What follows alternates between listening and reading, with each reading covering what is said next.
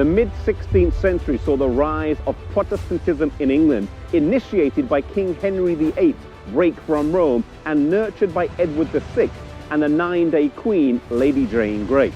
This was brought to a halt during the reign of Mary Tudor, who reinstated Catholicism in England and earned the title Bloody Queen Mary for her role in the murder of over 260 Protestants.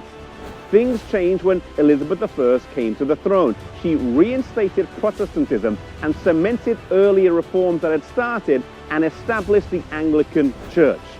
Catholics, though, viewed her as an illegitimate queen because they never recognized King Henry VIII's divorce from Catherine of Aragon, thus making his marriage to Anne Boleyn, Elizabeth's mother, illegitimate, thus making her an illegitimate queen in their eyes. Rome then wanted to establish a Catholic monarchy and attempted to do this through a military invasion.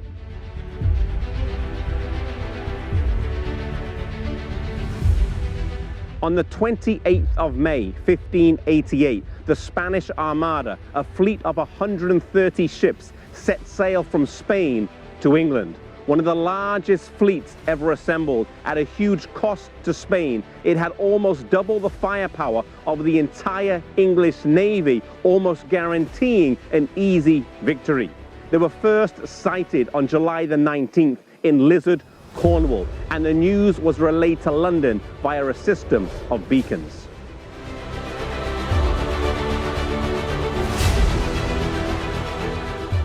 Sailing up the English Channel, they missed an opportunity to attack the English fleet, stuck in the tidal mud in Plymouth.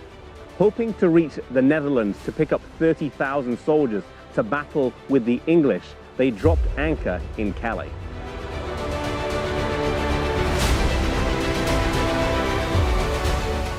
On the 29th of July, across from the cliffs of Dover, over in the French waters of Calais behind me, the Armada was attacked by 8 English fireships that came in, broke their formation, allowing the smaller and more agile English ships to come in and wreak havoc.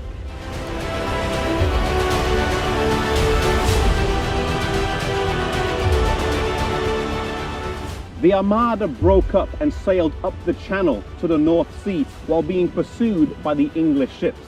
They continued around Scotland, but much of the fleet crashed onto the rocks of Scotland and Ireland, as in their hasty retreat that many of them had lost their anchors.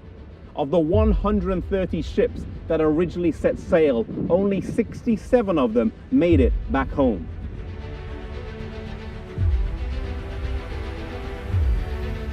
Unaware of the Armada's fate, the English militias assembled in Tilbury, Essex, where Elizabeth was invited to inspect the troops.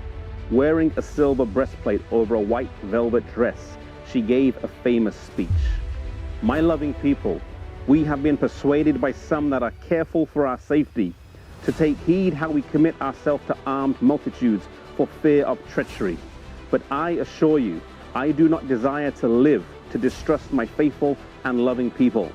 I know I have the body but of a weak and feeble woman, but I have the heart and stomach of a king, and of a king of England too, and think foul scorn that Parma or Spain or any prince of Europe would dare to invade the borders of my realm."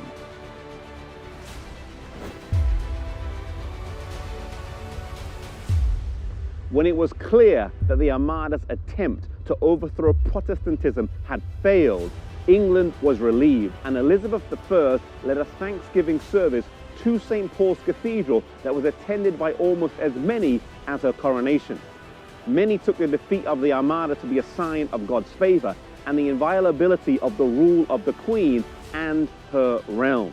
Protestantism was uplifted, and medals were inscribed that bore variations of the inscription, "God blew the winds and they were scattered," or "He blew and they were scattered."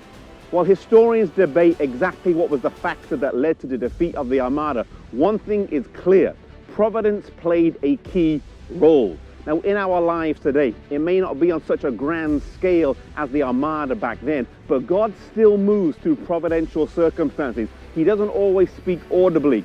He doesn't always have a bloodless hand writing on the wall, as in Daniel chapter 5, But God still rules in the affairs of men, and in our lives today, he still moves through providential circumstances. May we be open to his leading in this manner.